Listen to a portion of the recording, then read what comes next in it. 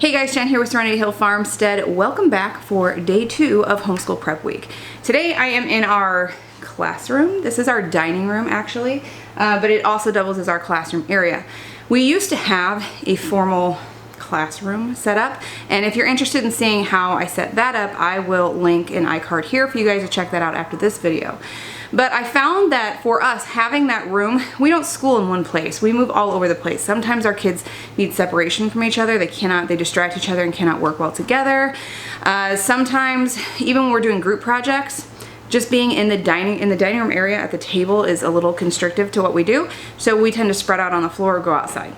So the room you saw me do in the last video, the home organization day 1 of homeschool prep week, was where I used to have all that stuff, but now it is our bedroom, as you saw. So now moving in here into the dining room, I use just these corners here to keep everything organized, and we've got this built-in bookshelf. Today I need to get this taken care of. This is my next task. I've got things in the baskets up here that are from last year, or things that I put there so I didn't lose and thought I would use for this coming year, and I'm not going to. So I need to purge that stuff, I need to organize it, and I go through it, see what I'm gonna save, purge what I'm not gonna use. And then all of these books here, a lot of them we're not gonna be using this year, and I want to dial this back. We do also have another space upstairs. I've got like a hallway closet I use as our homeschool storage closet. So whatever we're not using will be stored in that closet, and I'll just rotate through. So I'm gonna go ahead and set this to a time lapse, and we can get all of this done.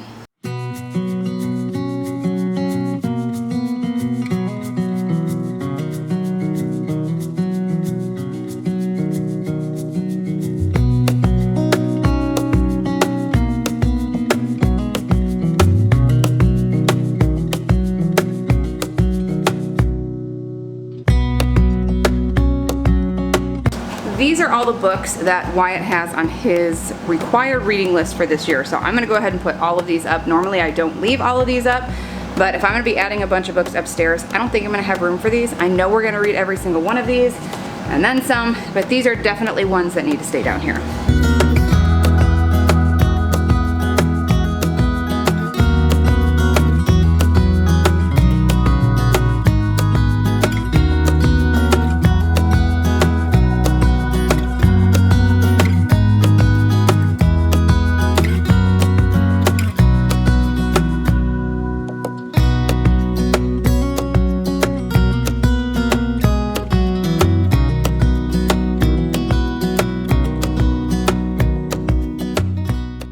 So there is the bookshelf completely finished. I didn't have to pull too much out actually. It is mostly just books that we've already read in the last year or two actually, or books that are a little advanced for where my next oldest is. So we'll just keep it upstairs until he's ready for it. So the top shelf here is mostly homesteading books that I just don't have space for anywhere else. A couple other random books, and we've got a couple family Bibles up there. And then this is the resource shelf. I've got a couple art books in there too, and some Bob books. And this is actually a marbles game that my father-in-law made for us. This is readers. These life story books I got from Costco.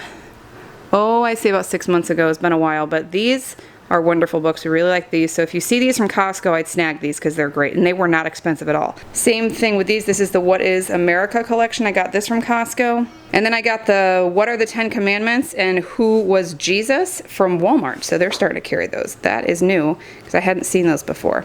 This next section here, the next shelf, is mostly resource books, some preschool readers also. And then this, yes, those are poker chips. We play poker as a family, not with real money, just with chips and sometimes candy, and it's a blast and the kids love it.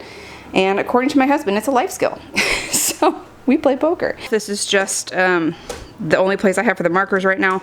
This game my mom got me one year. This is great. This is a kind of talking points. It just kind of gives you a random question, and it's a great thing to sit down over dinner. Somebody picks a question and you talk about it over dinner. We really like this game. And then we've got our walkie-talkies charging because we use those throughout the house and when the kids are running around outside. So this is the stack of stuff that I pulled off that needs to go into our homeschool closet. So I'm gonna set this aside. I'm probably gonna be adding to this stack as I go through the homeschool cabinet. That cabinet, I'll give you a good look later, but I got it from Hobby Lobby last year or the year before, I can't remember. And it was on clearance. So I don't know if you can get them there anymore. I've not seen them since I bought that on clearance. But I love it. It's on wheels. It's wonderful.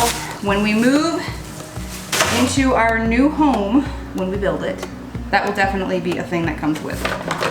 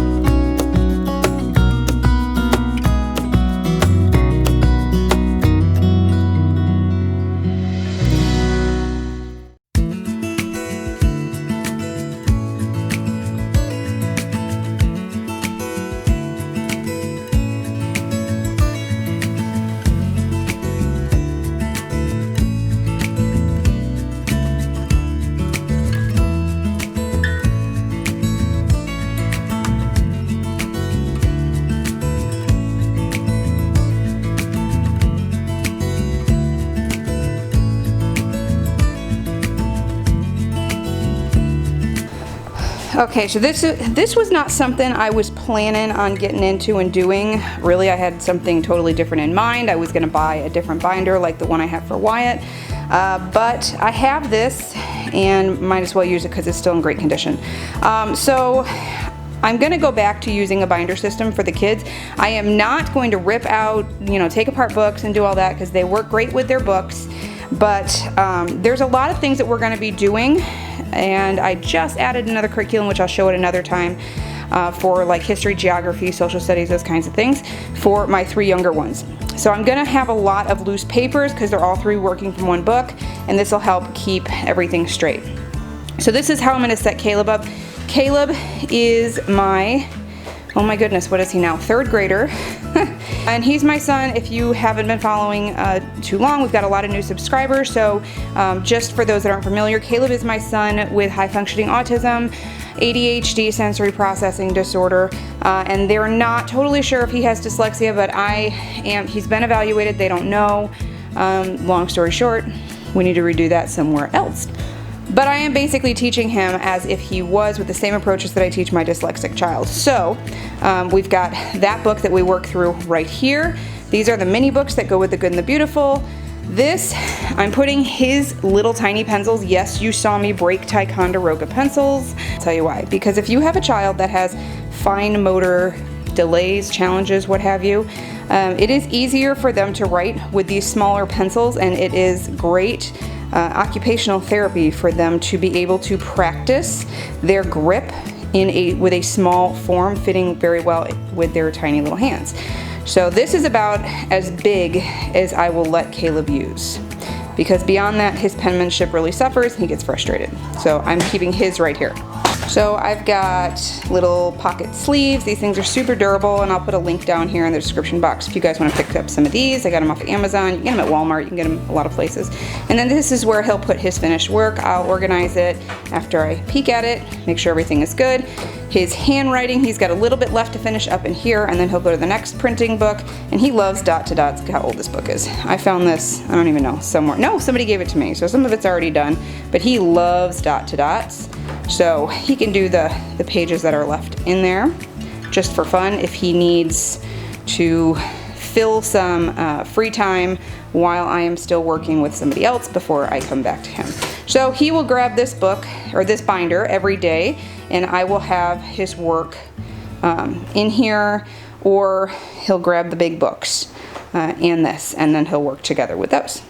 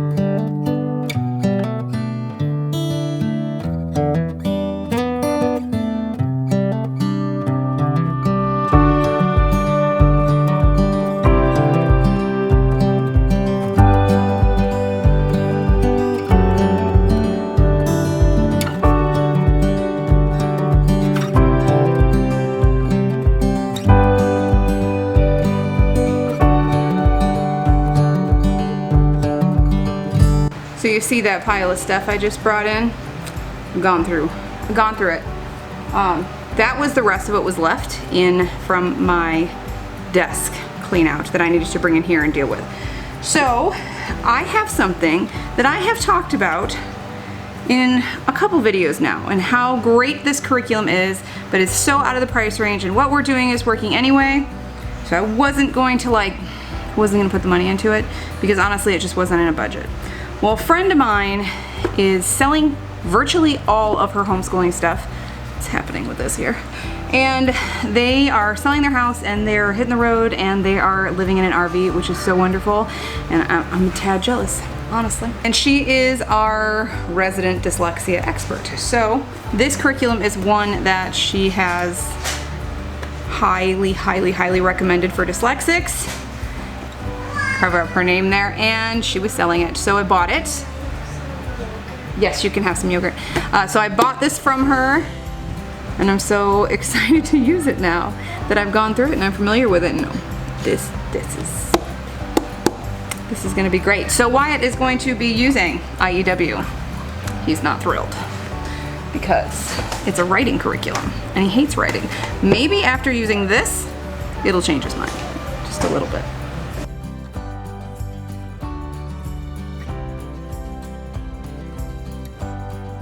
This is still stuff that I have to organize and grade from last year. I thought I was done with this. I'm not.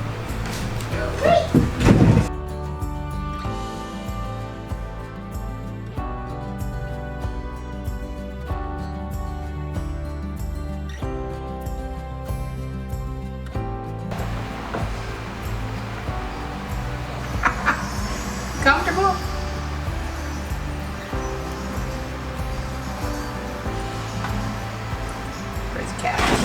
So now I'm on to the homeschool cabinet. This is probably going to be the hardest part because there's a lot of things in here that I know I could use, that I know worked well last year, and I just want to keep handy. But we don't have room for everything, so now I got to make some hard decisions.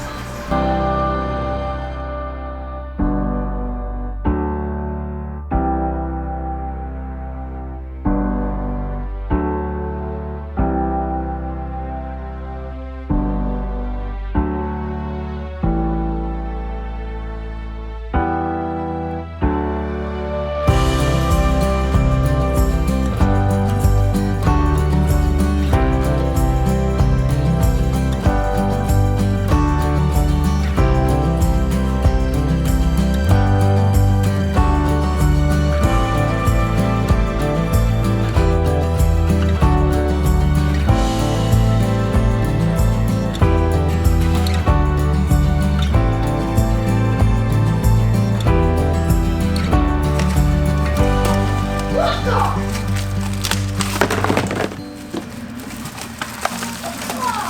is our paint and art bucket. We do a lot of just kind of random art projects, and I really don't have any organization or rhyme or reason to anything. I just take things out and let them do what they're gonna do. Let them just kind of use their creativity. And I do need to add some things to this that I'll do later. Like air dry clay is probably the most used art supply here. So we're gonna do that. And then I use these egg crates to hold paint, and then you can just close them up. So egg crates are really good for paint. I also have a video I'll link up here for y'all to see on how I use these Dollar Tree craft containers to hold paint and to save it for later. Alright, we're on the home stretch now. This basket is the basket that's going to be coming out, and so we can move it back a little bit so you can see. That's going to be coming out every morning for our like community basket for everybody. So this is also what my kids like to just throw everything into. So we're going to organize this and get it all set up so that it's ready to go.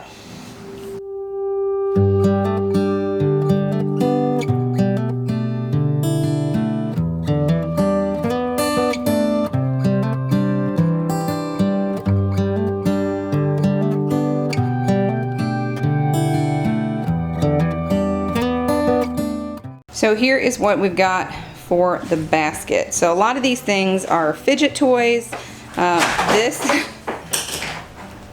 The cat just, oh poor guy, oh man. Alright, so here's what we've got in the basket. I've got various different kinds of flashcards, addition, subtraction.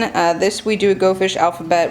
I've talked about this before. We do it using sign language, and good for finger spelling practice, multiplication and division. All flashcards I got either off Amazon or at Walmart or at the dollar store. You can get these exact same ones pretty much everywhere. Okay, then I got this at the Dollar Tree also because I have some visual learners that need to also get their hands on things, so that kind of double dips them into visual kinesthetic, and this really helps them understand, wrap their brain around fractions. This is a fidget toy.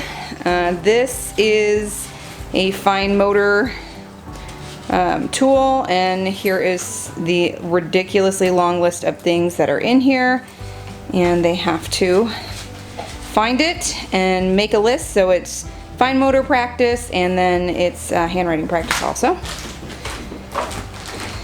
And then this is occupational therapy grade putty for Caleb. This is more fidget putty. That is more fidget putty, or they call it thinking putty, and it's also magnetic. This one though, don't get it on anything because you won't get it off. This rope here is a game, and we've got bananagrams and Sumoku. And something I'm going to start doing with them this year too is having them use the bananagrams and the Sumoku to practice, you know, like multiplication tables, addition, subtraction facts, and then for spelling also. That might help with the fidgetiness that we are seeming to experience more of. I don't know, maybe it's quarantine, maybe it's growth spurts, maybe it's everything, but it definitely can't hurt. Well, unfortunately, I did not have enough time to clean up my mess. See, it's kind of all over, but we'll take care of that tonight when I get a little more time. But I did get everything accomplished here that I needed to. So I've got all the bookshelves nice and organized, everything fit. And then here's our homeschool corner, our cabinet. So I'll give you a quick tour of what I have going on here. So this this little caddy I got from Hobby Lobby. But in here is like the more fine lining, just Crayola markers there.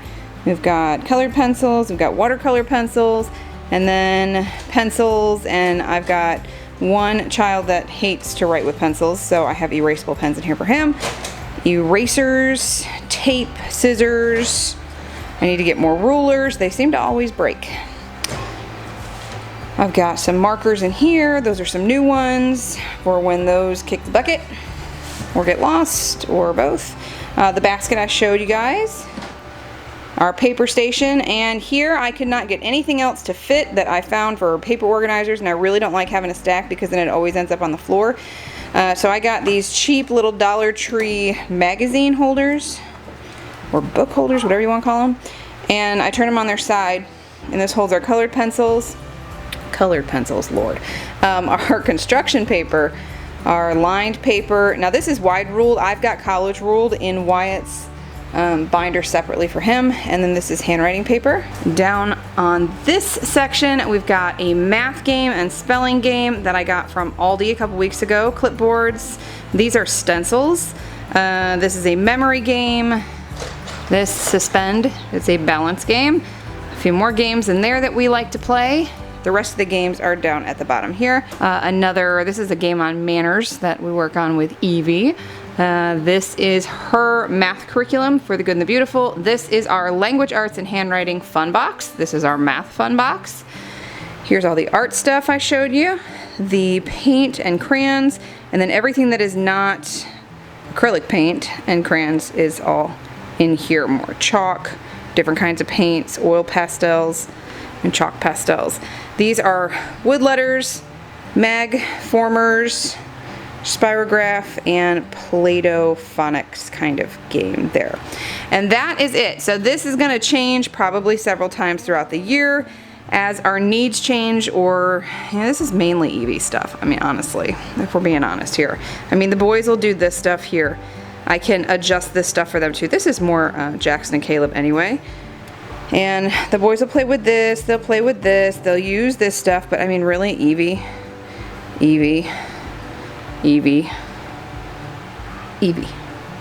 It's mostly Evie.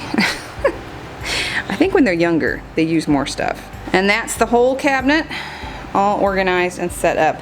This stuff here this is that marbles game I was telling you about. That's the board that goes with it. And then this I have maps on, and our timeline for history. And this is a world map I've got over there in the corner. And we just take those out as we need. And when we don't, they sit there in storage. So that's what I got done today for homeschool prep. And look, the cat's back in a new spot. Still sleeping in the window. Tomorrow I'm gonna be in the other corner of this room working on my teacher corner. So if you haven't subscribed yet, I wanna invite you to hit the subscribe button and the notification bell so you can stay tuned for that video and the rest of the videos that we'll have coming out soon for Homeschool Prep Week. Hope you guys are having a great day. We'll see you tomorrow. Bye.